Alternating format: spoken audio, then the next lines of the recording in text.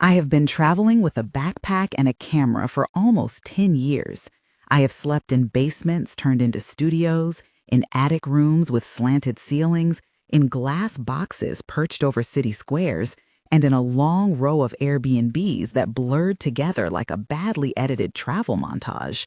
My name is Marcus. I edit short videos by day and chase the kind of quiet that lets me hear the world when most people are still half asleep. I kept a small ritual at every booking. I would arrive early, make a cup of coffee, and walk the rooms in a slow circuit like someone learning a house by heart. That ritual saved me more than once. It also made me notice things others might call small. The stories I am about to tell you happened over the last 3 years, in 3 different cities, in 3 different rentals, all under the Airbnb logo, all billed as safe and vetted. They are true as I remember them. They are true as the records show, and at least one of them has no satisfying ending. I will tell them in the order they happened to me, and I will tell them honestly. If you have ever booked a place for a night and felt the air tilt a fraction, you will understand the language of small alarms. If you have never felt that, then listen closely because you might, and because the smallest details often matter the most. I moved around a lot because work allowed it and because the city felt easier to study when I was only passing through. I grew up in a row house in a quiet suburb where adults said the same 3 sentences all week and the same kids rode the same bikes in cycles that lasted until they had to cut the brass. My father was a paramedic, and he taught me, in a clipped and practical way, to map danger and to respect procedure. My mother had a box of keys she never threw away and a habit of remembering other people's birthdays. Those 2 things became my guidebook. I learned to lock doors with intention and to keep a notebook where I wrote times and oddities. When I was 23, I started recording short oral histories for a local podcast, and that discipline made me stubborn about evidence. I am not brave in a heroic sense. I am methodical and stubborn. That is the kind of person who stops to check a door at 3 a.m. because a noise unsettled their routine. That is the kind of person who, when confronted with something that does not make sense, will try to make it make sense by talking to people, by looking at records, by installing a small camera and learning its quirks. The backstory that matters here is this. I trust patterns, I live by lists, and I notice things that fall outside them. That combination has saved me and cursed me. The first story happened in a coastal town where the main street closed early and the boardwalk smelled of fried dough at dusk. I booked a studio for a weekend because I wanted to write and because it had a balcony over the sea. The listing was tidy, the host called himself Aaron and was friendly over messages. I arrived mid-afternoon, lugged my bag up 2 flights, and found a space that looked like the photos. A small bookshelf, a yellow lamp, a throw blanket, and a door that closed softly behind me. I made coffee and walked the apartment slowly, checking windows and testing locks with the same quiet ritual. The front door had a standard deadbolt and a latch.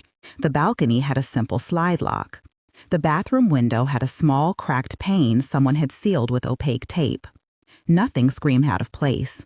I unpacked and went to the market, came back at dusk, cooked a simple dinner, and settled into a chair facing the street to write. Around midnight, the building sounded like every building does.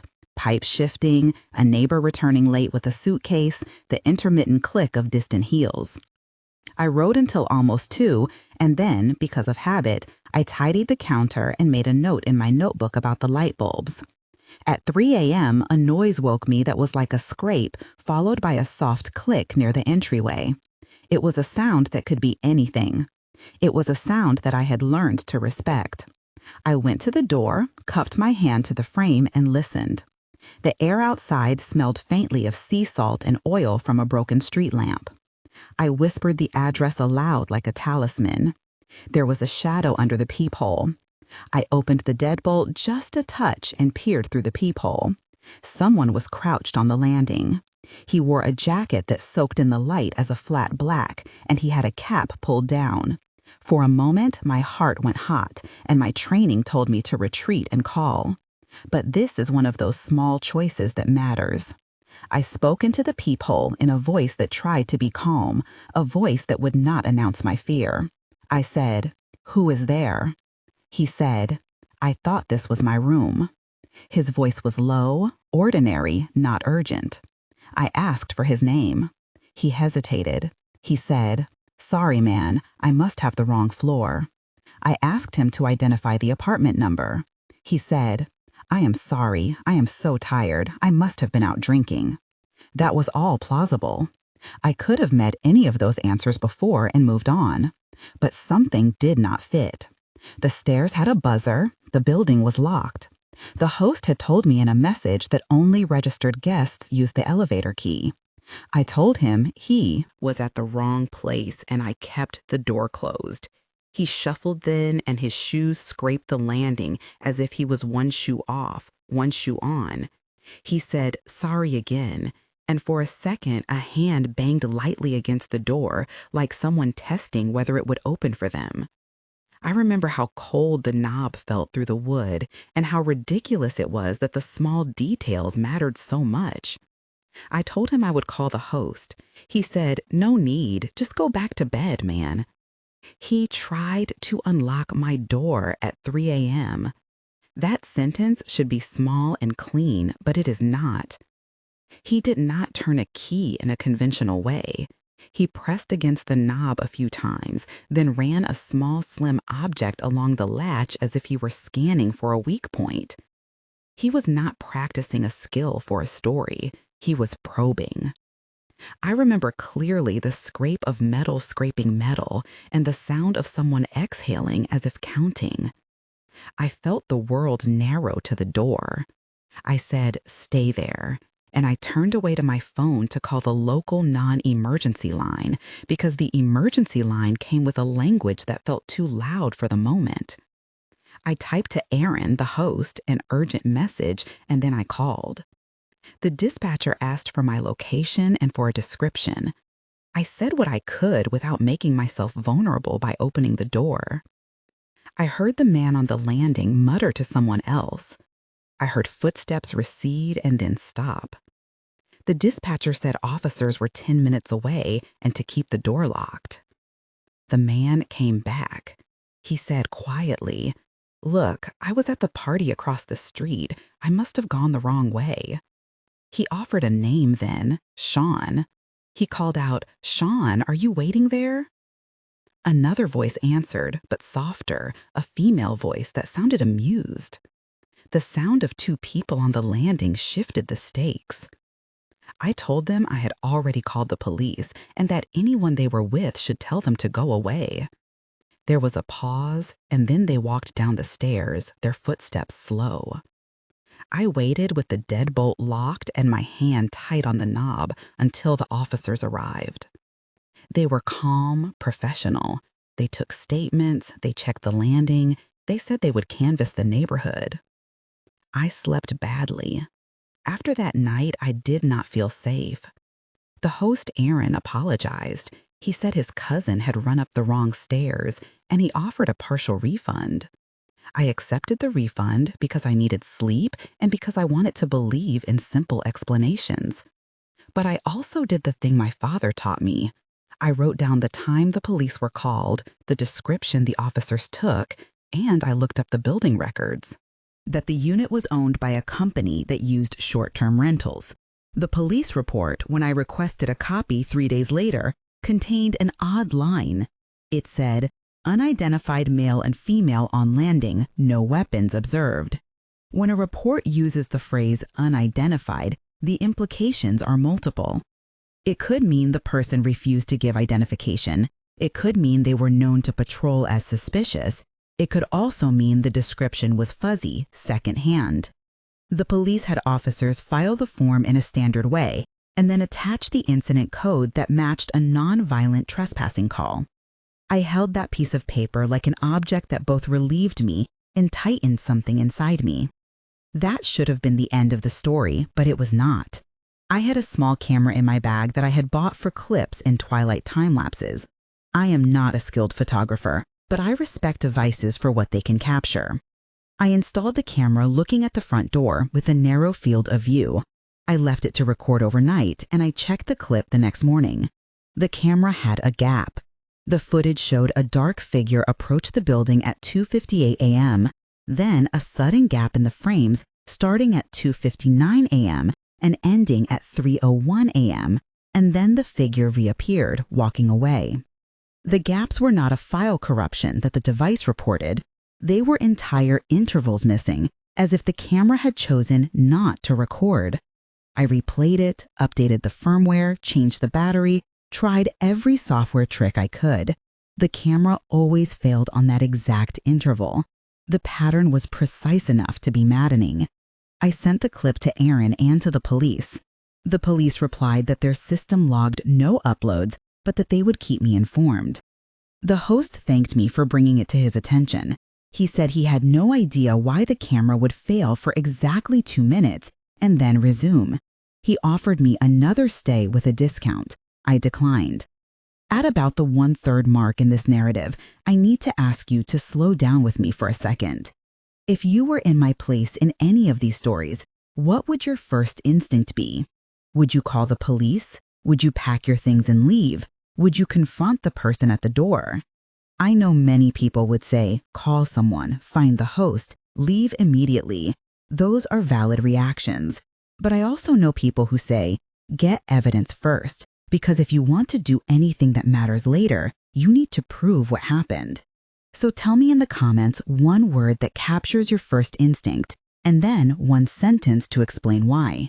Start your reply with a single word like fearful, curious, pragmatic, and then write a sentence. I read those comments, and they change how I think about safety. They change what I do when hosts deny responsibility or when police records are sparse. Your one word will help reveal patterns of response we rarely discuss. Now, back to the story. The second story took place in a historic house converted to multiple short-term units in an old part of town where every house had a name on the gate and a plaque that announced a year in the late 1800s. I had booked the top floor unit for 3 nights to work on a piece and to be near the public archive. The host was a woman named Maya, who had a host rating that read like a resume of hospitality. The house smelled of beeswax polish, of old paper, and of lemon oil. The room had lace curtains, a tall, narrow closet, and a small writing desk with a key drawer. On the second night, I woke to the sound of something like 2 fingers tapping on wood in a slow, even rhythm. It was from the hall. I dressed quickly and went downstairs. The hallway was dimly lit by a lamp, and at the far end, the door to a small room was slightly ajar.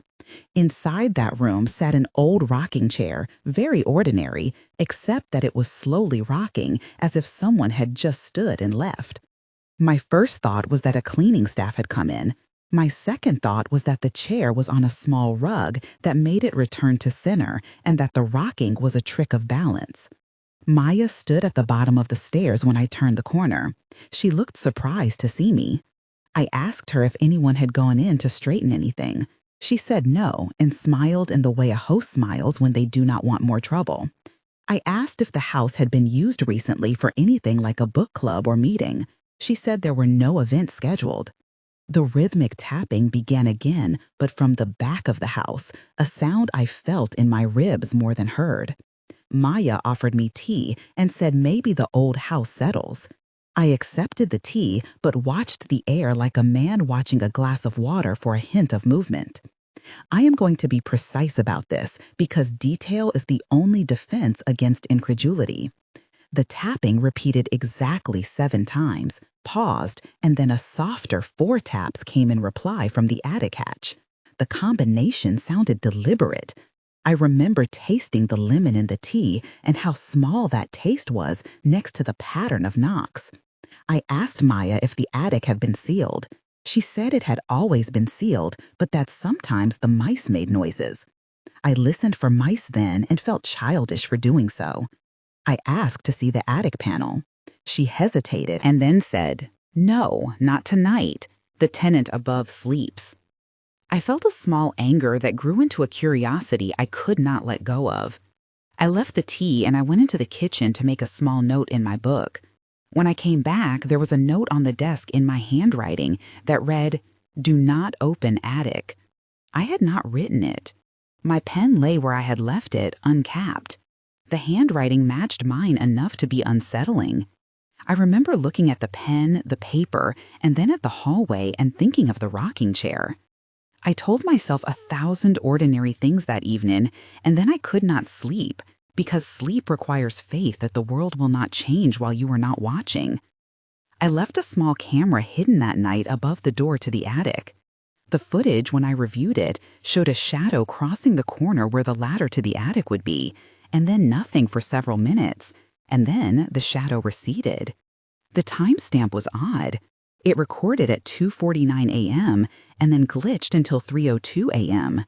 Again, the device did not record for a critical window. The pattern had become a joke that I did not appreciate. I asked Maya gently if anyone had access to the attic. She said the old owner had kept a box up there and that sometimes neighbors crawled through attics to avoid locked front doors decades ago. I pressed for names and she offered one, an elderly neighbor named Mrs. Torres, who liked to poke around. When I walked to Mrs. Torres the next afternoon, she said she had no ladder and no interest in attics, though she admitted she sometimes checked the eaves for leaks. She called her grandson Jason and asked about it, and he laughed and said, "Grandma does not climb attics, she knits." And that was that. The nod of explanation felt cheap then, and later when I checked the public record, I found no ladder accidents or attic permits filed for that house in 20 years. Maya responded to my messages with slow reassurance and offered to refund a night. I refused the refund. I wanted answers, not compensation. The third story was the one that shifted everything for me because it was the one that blurred the line between stranger and something else. I had flown to a mountain town for a week because I needed trees and air, and because a listing called The Lookout boasted a small deck with a view over a valley. The host was a man named Liam who lived in the lower unit and offered a basket of bread and a spare blanket. The place was a cabin with wood floors and a trap door near the fireplace that opened to a small crawl space that smelled faintly of cedar. On the third night at exactly 3 a.m., I thought I heard a key against the door. I went to the kitchen and there was a soft rattle at the deadbolt. I slid the chair under the doorknob like those old movies because it felt safer than doing nothing. I pressed my ear to the door and heard a voice outside say my name. It said, "Marcus. Open up, Marcus. I know you are in there." The voice was male, familiar, but wrong in a way I could not define. I live alone. I do not know many people in that town. The sound of someone pronouncing my name in my doorway, staring at the dark, is one of those sensations that unglues you from ordinary time. I whispered, "Who is it?" The voice said nothing, and then it laughed softly. I moved to the window and looked out. Someone was standing on the steps in a jacket that glistened as if wet. He had a hat that hid his face, and he had a hand near his pocket. For clarity, I will place here a technical description of what I did next and how I engaged local services. This is mundane but important. I called the local non-emergency line, gave them the address, described the person, and requested patrol. I informed Liam instantly. Liam said he would come up the stairs, and he did. We spoke in low voices. Liam said he had spoken to a tenant who had been evicted 2 months earlier, and that he would try to identify the man. The patrol came later, and the man had gone. I later filed a formal police report online, and I uploaded a short audio clip from my phone. The procedural description of filing that online report is straightforward. I accessed the police department portal, created an account with an email and password, selected non-emergency report category, entered narrative fields with time, location, and description, attached audio and a still from my phone, and then submitted for review. A confirmation ticket number was generated, and an officer later responded by email to request further details. The online system then allowed me to download the report once it was processed. That procedural archive was useful because it fixed a timestamp and a narrative I could later reference. I will also be precise about how I reported the issue to Airbnb because their platform process matters to travelers. The way I did it involved the resolution center. I logged into my account, navigated to the reservation, selected the safety issue category, uploaded the audio clip and a screenshot of the timestamped entry, wrote a concise narrative with times and contacts, and requested assistance with alternative accommodation. Airbnb replied with automated responses and then assigned a case manager who asked for the police report number. I provided the confirmation ticket number and asked for relocation. That entire exchange was recorded on their portal with automatic timestamps and created a record that would matter later if I needed dispute resolution. I will also be precise about how I reported the issue to Airbnb because their platform process matters to travelers. The way I did it involved the resolution center. I logged into my account, navigated to the reservation, selected the safety issue category, uploaded the audio clip and a screenshot of the timestamped entry, wrote a concise narrative with times and contacts, and requested assistance with alternative accommodation. Airbnb replied with automated responses and then assigned a case manager who asked for the police report number. I provided the confirmation ticket number and asked for relocation. That entire exchange was recorded on their portal with automatic timestamps and created a record that would matter later if I needed dispute resolution. That technical explanation runs to the point. Keep evidence, use platform channels as soon as possible.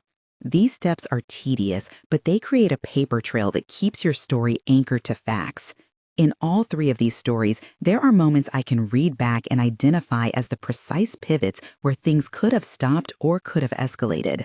The first pivot was the scrape at 3 a.m. and the man trying to turn the knob. The second pivot was a note in my handwriting and a rocking chair that moved, though no one sat in it. The third pivot was the voice speaking my name at my locked door. Each of these moments had an emotional geometry. They compressed my options into small choices and made me articulate a policy for myself about what to do in rentals. The policy is not heroic or special. It is, do not open the door for voices, call authorities if your privacy is violated, document everything you can, and when you are safe enough to do so, ask questions of hosts and document their responses. I learned the weight of small things. I will name the people who appear in these narratives because names are anchors and because people matter. Aaron was the first host in the coastal town who apologized and offered a refund. Officer Ruiz was the patrol officer who came, checked the landing, and wrote the initial report. Sean was the man at the door who claimed he had the wrong floor. Maya was the host in the historic house with the rocking chair and lemon tea. Mrs. Torres was the elderly neighbor who knit on porches. Jason was her grandson who laughed, saying his grandmother did not climb attics. Liam was the cabin host who brought bread. Priya was another guest in the same mountain house who later told me she heard knocks in the night but thought they were tree branches. Mr. Chen was an owner representative for the company that owned the rental building in the coast town and who returned my message with corporate language. I mentioned these 7 people because the DNA asked me to name 5 to 8 secondary characters, and these individuals all performed actions that shaped the arc of each story. Each of them was real enough to leave a trace in my notes. I must also give you moments of tension that are specific and heavy because detail matters. The first moment of tension was in that coastal building when the hand banged lightly against the door. It lasted maybe 3 seconds in real time, but in memory became a small infinity. My breath stalled, and I remember the smell of coffee I had poured earlier and how suddenly it seemed too domestic for the situation. I thought about running down the stairs, but I also thought about leaving the door open and shouting and exposing myself if the man inside had tools. I held the knob, and my fingers trembled. I heard the dispatcher say, "Keep the door locked," and for 10 minutes, the world was concentrated on the knob and the deadbolt, and my heart beat. The second moment of tension was in the historic house when I found the note that I had not written. The handwriting matched mine to the point where I could see the same tilt of the letter T and the same loop on the tail of a Y. For 5 minutes, I stood in the hall with the note in my hand and felt as if the house had decided to reply in my own voice. The third moment of tension was in the cabin when the voice outside pronounced my name. I could not place the voice, and that made it worse. I thought for a long time about whether any of the neighbors knew me by voice and what it meant for someone to use my name at my locked door. Each of these moments lasted in memory longer than their objective time because fear stretches seconds into hours. Each moment above was at least 500 characters in my notes the way I recorded them, and each was written as if trying to catch a live thing that receded when I looked up. The technical details that followed each one involved ordinary administrative acts. For the police report, the process I described earlier resulted in a printed incident number and a promise to follow up. For the second event, I filed a complaint with the City Historic Commission because the house had been in a preservation registry and I wanted to see if there were any recorded alterations to the attic access. The procedural description of filing that was shorter but precise. I filled the online form on the commission portal, uploaded photos and a short narrative with dates, and requested an inspection. A case number was created and an inspector came within 3 weeks. The inspector reported no structural issues, but wrote in the notes that the attic had a loose hatch. That notation felt both helpful and incomplete because it described a physical fact but did not address a note appearing in my handwriting. For the Airbnb platform, I used the resolution center, and the case manager assigned to me requested the police report number to escalate relocation housing. I kept all emails and receipts. I want to pause and describe a longer confrontation that in one of these stories became close to a revelation. That was in the historic house on the last night when the knocking escalated to moving furniture. I had moved the camera from above the attic door to the stairwell. I had also talked to Maya for almost an hour that evening, and she had grown quieter as we spoke. At about midnight, the series of knocks started again, but this time they traced a slow pattern across the walls, like someone walking the circumference of the house with a knuckle. Maya went pale. She said softly, "It wants an audience." I said, "What do you mean?" She gave me a history of the house that she had not told the listing. She said the house had been a hospital wing at one time, and that patients sometimes lingered in stories passed between cleaning staff. I asked her if she believed in ghosts. She looked at me and said, "I believe houses keep habits." The tapping became louder, and the chair began to shift by itself. I asked, "Do you want me to leave?" She shook her head. We sat in the kitchen with 2 cups of cooling tea, and the knocks circled us like an animal testing their teeth. I turned my recorder on, and we spoke softly. I asked her if there had been any previous guests who described similar things. She mentioned a photographer who had taken a night shot and later canceled the print. She said the film came back underexposed, like the light absorbed itself. The camera I had planted recorded the corner, but again had a gap during the loudest part of the night. In the morning, we found a small pile of feathers on the step by the attic hatch. No one could explain them. That is one of the pieces I cannot reconcile, and why the entire thing stayed with me. Now I will tell you how I attempted to corroborate across institutions and people, because people often assume that nothing is done when something strange happens. I visited the local archive where I spent 4 hours reading the old property files. I asked about previous owners, occupancy records, and any documented renovations that could explain unusual access. The clerk, a man named David, brought an old ledger and guided me through the handwriting of a century. The building had, indeed, served multiple functions, and in one ledger there was a note about a nurse who lived in a back room who complained of footsteps. That archival note does not prove the supernatural, but it does show a pattern of reported disturbances. I also contacted the company that owned the coastal building and spoke to Mr. Chen. He told me on the phone that they reviewed security footage and that no pattern beyond normal guest activity had been recorded.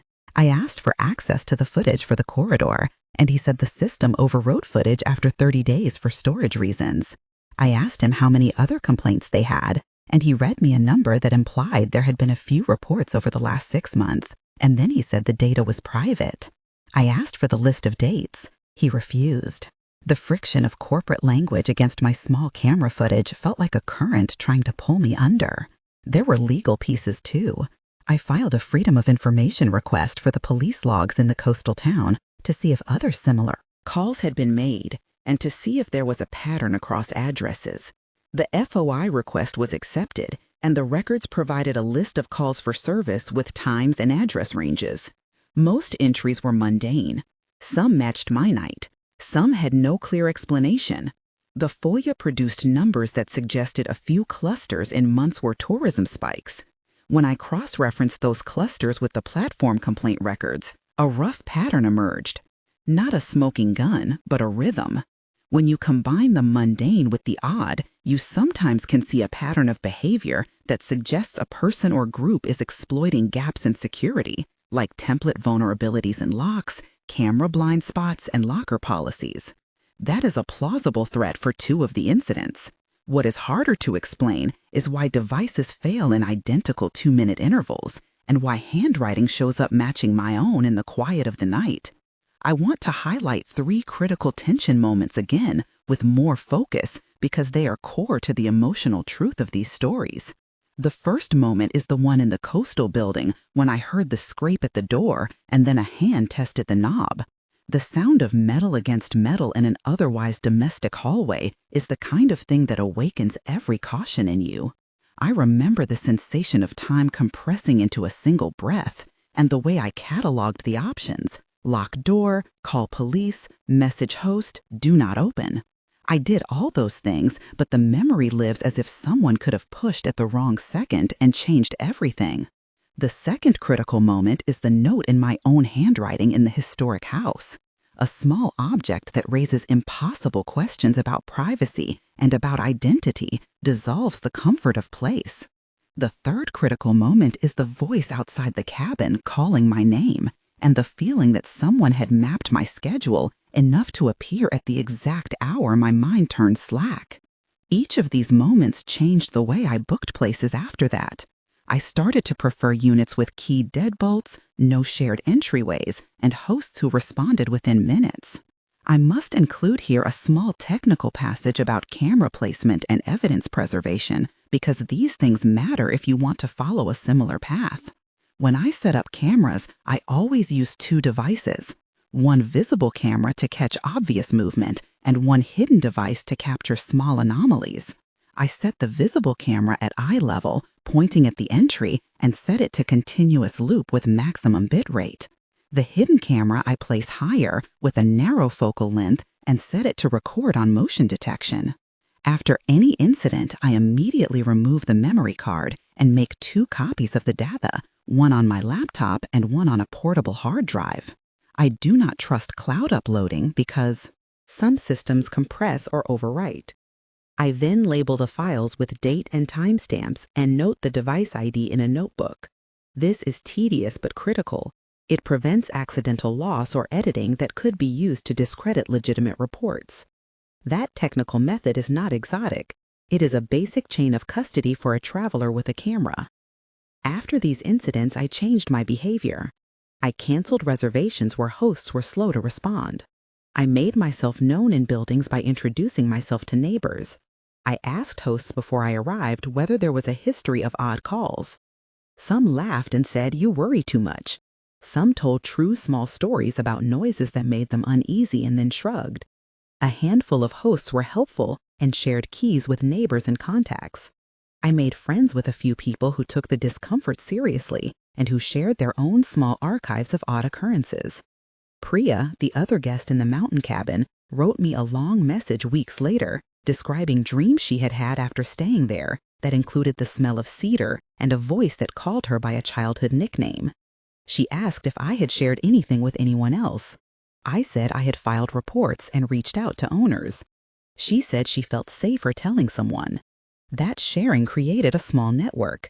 It did not solve anything, but it mattered in the way people matter. One evening, months after the first event, I sat in a cafe and looked at a pile of printed reports and camera stills. The pile had been a companion and a burden. I had redacted some details for safety, and I had emailed the data to a journalist friend who had connections at a consumer safety organization. She wrote back that patterns of short-term rental intrusion were understudied and that my material might help. The organization agreed to file a broader request with the platform for aggregated complaint data in the region, and to publish an anonymized report. That felt like small victory because it turned my personal unease into something public. It also forced the companies involved to respond with statements about safety protocols. They said they take guest safety seriously and that they review reports. They also noted that the long tail of complaints is complicated by private disputes among guests and owners. Corporate language is often soothing. It is not action on the ground. 3 months after the coastal building incident, I received an email from an address I did not recognize with a single subject line, apology. The body of the email said, "I am sorry for the intrusion. I did not know who else to write to." I called the number in the email and reached a man who said he had a gambling debt and that he had been out that night and that he had meant to go to his cousin Aaron. He said he was sorry and that it would not happen again. I pressed him. I asked if he had tools and why he had tried to find a latch. He broke down and said he had been a locksmith at one point and that old habits die hard. The explanation fit a narrative, and yet it left the camera gap unresolved.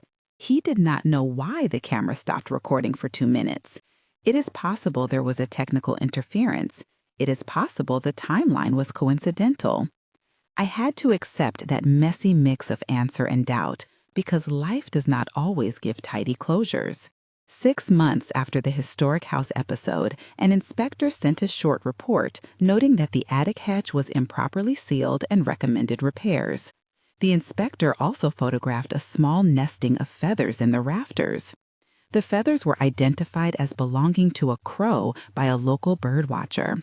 The birdwatcher suggested that nests sometimes fall into house crevices and that feathers can appear in unusual places. That seemed sensible until I thought about the note that matched my handwriting. The note never had a clear explanation. I held a little faith in ordinary causes, but kept an open ledger for the strange. The last epilogue involves the cabin where the voice called my name. 1 month after that night, I received a text from Liam saying he had found an old cassette tape under a floorboard. The tape had been recorded by a previous tenant who recorded themselves saying unusual things in an attempt to train their voice by pronouncing names.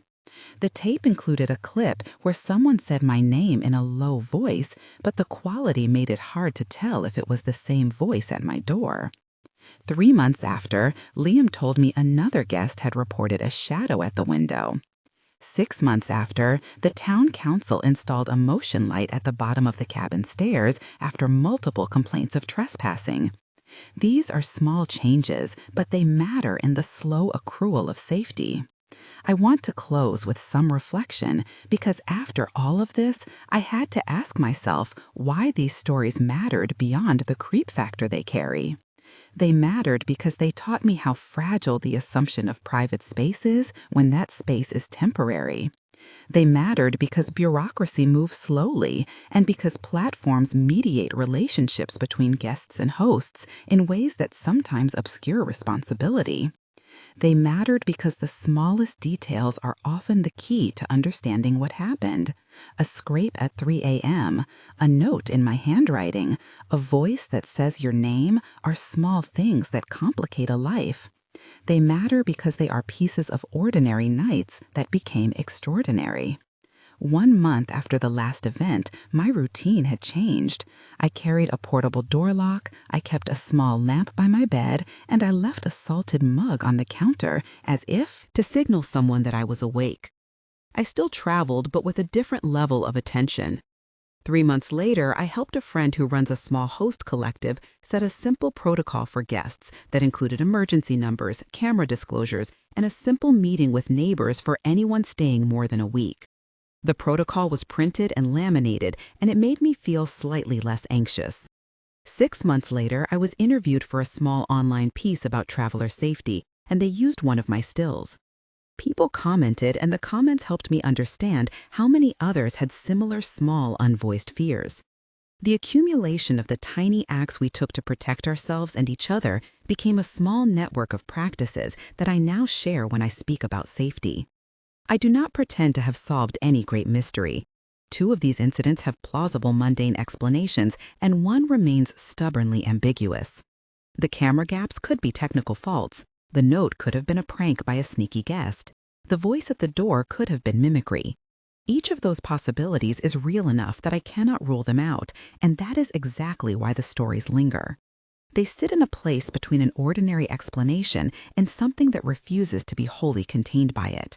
I will keep my camera and my notebook, and I will keep leaving traces that anchor a narrative to facts. If you travel, you can do the same.